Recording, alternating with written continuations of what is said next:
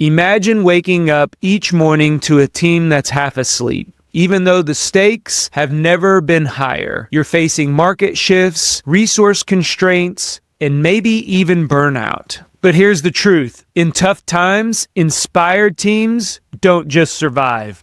They innovate, adapt, and win. In this episode, we'll discuss actionable strategies to ignite passion in driving your people, no matter how rocky the road ahead.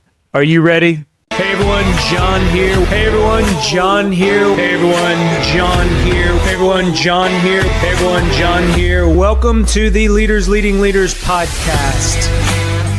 Hey everyone, John here. Welcome to today's episode. In the episode today, we're going to discuss how to inspire your team when the times get tough. Every leader out there has to weather tough times. They have to lead through crisis, lead through challenges, whether that's uncertainty, resource constraints, dips in morale, whatever that looks like. We have to be able to lead through the tough times so we can get to the great times, the good times to celebrate. So today I'm going to use my 2 decades of experience building teams to give you some actionable strategies so you can survive during those tough times. So when we get to those good times in our business, it's even more special. So let's get into the strategy today. Again, this is a thinking and doing podcast. So get out your journals. I got my journal out this morning. I was just really inspired with some of the strategies because you will go through more tough times as a leader than you will the good times. And that's just a matter of fact. I don't care how successful your business is. I don't care how much money your business is making. I don't care how well your team performs. There will be more bad times than there are good times. So that's why this episode is so important today and why I was inspired by writing this down. And I'm really honored to be able to give it to you. So let's talk about leading with transparency and empathy. And when people feel like they're in the dark, they fill that gap with fear, and fear decreases motivation. So what do you have to do as a leader? Because when you are in those dark times, it's real easy for you to start feeling sorry for yourself, feeling sorry for your business, feeling sorry for your team. But as a leader, that's not where we need to be. So some things that I would suggest, and I have done with teams as they go through those dips, are 1, weekly State of the Union addresses. So think of these just as here in the United States, the president every year has a State of the Union. These are going to be your weekly State of the Union addresses where you share stories of where the business is going, what's on the horizon. People need to know what's looking ahead, because now what you've done if you're in a tough time is you're looking back. You're remembering how good the times used to be. You're remembering how great your commute was, or how good, the salary was, or you had plenty of resources. What they need is people to look forward and help them look forward. And that is important to get them out of that dip and to let them know that there is a future ahead and we will get there. As a responsibility for the leader, that is your number one thing to do. You have to lead them out of those challenging times. And these State of the Union huddles, they don't have to be long. They don't have to be some big grandiose speech. But they need to let them know that there is a path ahead. It may be a rocky path. We may have to step over trees. We may have to clear the path. It may be, a path less traveled, but there is a path forward. One of the other things that I really like to do is share in the decision making with the team, or share the why of the decision that was made. And it allows people to kind of get some insight into what you're thinking as the business owner, as the leader of the team. It allows them to provide feedback. And it's not that you're going to change your decision, but it allows them to walk with you during that decision. Very powerful when we talk about transparency and empathy. So that's the first strategy to inspire your team during those tough times. The second one we're going to talk about today, and today's going to be a quick and dirty episode. We're going to give you some strategies. We're going to give you some actionable steps. So again, get out your journal. Make sure you're writing these down. If you're working out, if you're driving, listening to us, bookmark this episode or share this episode with somebody that you think is in this place right now, because we're all bound to go through tough times, and these are ways to lead out of them. The second one we're going to talk about is reconnecting with purpose and vision. We get lost, and that's okay. But when we are lost, what happens? When you feel lost, when you feel the weight of the world, there's nowhere to go. What happens? How do you get out of it? You got to see the light again. You have to reconnect with that purpose. Reconnect with the why you started your business, you took the opportunity, you took that job, whatever that looks like. Reconnecting with purpose and vision fuels perseverance. And when we fuel that drive, we can get through anything as a team. We can get through anything together. Don't go through that alone. Pull your team together and reconnect them to that vision, and you will be able to steadfast and get through any challenge that you face. I want to take a quick break from the episode today to talk about a couple things. The first thing, less than 40% of our listeners are subscribed to our channel. You would be doing me a huge favor if you click on that subscribe button. It helps us grow our Go Be Great community and get this podcast out to as many people as we possibly can. The second thing, are you a small business owner that is drowning in the day-to-day operations? You're delegating tasks and you're still doing all the work. You're experiencing a high turnover. Maybe you don't have the systems and processes in place that you need to run a successful business. I invite you to go over to thejohnespinosa.com, fill out the form to see if you're the right fit. Now back to the episode. So one thing that, we have to remind people is why we do what we do, and how they do what they do feeds back into that mission, that purpose, that vision, that why. Reconnect them. As human beings, we get off track. There's the term herding cats. We get off track. So what do we have to do? We got to get people back. We got to corral them back into the group and then start moving them forward and herding them to the vision, mission, purpose, the why that we had in the first place. So how do you do that, John? 2 actionable strategies here. 1, vision board meetings. This one, have the team share stories about what they do feeds into the mission and the purpose of the organization. Powerful here.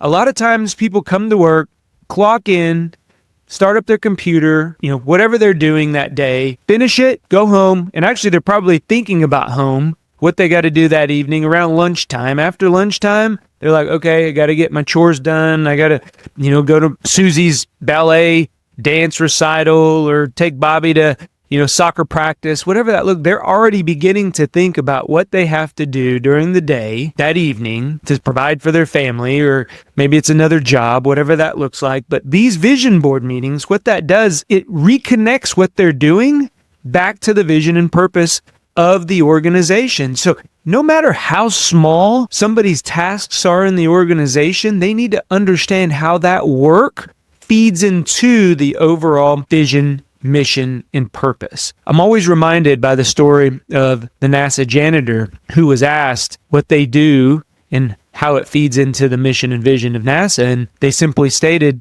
what I'm doing is going to help somebody get to the moon. That's powerful. That's somebody who is ensuring people's work areas are clean and tidy and uncluttered so that they can do the job to get somebody to the moon. That is what you need. You need the NASA janitor in your organizations understanding what they do on a day-to-day basis and how it feeds into the goals of the organization. Another way here is customer spotlights. I love to share success stories, no matter how big or how small. You can do these surveys, you can emails. I get emails all the time from stakeholders that work with our teams that are like, you know what? John, he did a great job. He helped me out. I was in a tough spot. We helped think through it. We got to the end and problem solved. Share those stories. Share those stories with your team. Share those stories with the teams that, you interact with. Those are powerful reminders to people about how the work they do are impacting beyond their scope, beyond their sphere of influence. Because sometimes we only get that sphere of influence and we think the people that we directly work with, that's who we influence. But we know that's not the case. I worked in healthcare for many, many years, and I tell you, it was so rewarding, and I'm getting goosebumps right now just thinking about it, to have somebody come in after the fact. I worked in the emergency room a week, 2 weeks later, and thank us for the work that we did for their loved one. It was their worst day, and we showed up. Talk about reconnecting to the mission and vision. Those 12-hour days, they get long. You're on your feet, you're running around. But when you hear a story like that, a customer spotlight, oh my goodness, how can you not get excited about what you're doing? So those two things, vision board meetings and customer spotlights, are great ways to reconnect people, your team, back to the purpose and vision, especially during those tough times. When it seems like there's no way out, you get them to reconnect with that vision and that purpose, they will figure their way out. You will lead their way out. The last strategy we're going to talk about is celebrate small wins. Because small wins lead to big impacts. People think that we got to get to the finish line in order to start celebrating, or there has to be some huge increase in profit and sales. That's just not the case. There are small wins that your team accomplishes every single day.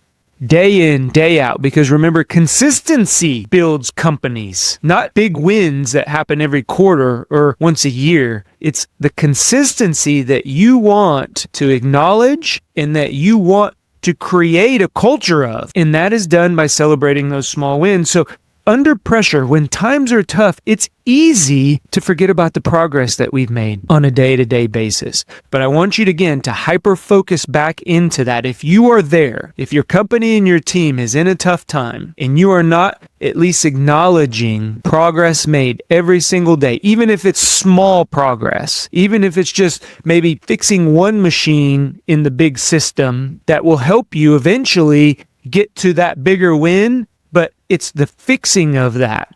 And it's the work that somebody did to do that I'm talking about here. So small wins, win walls, virtual or in-person win walls. These are ways that we can identify, put them up there, put those small wins, and have your team do this. And it can be work-related or it can be non-work-related, because remember, we're all one person. What we do outside work translates to how we perform, what our mindset looks like in work, and vice versa. So celebrate the win of the person, not just internal, but also external.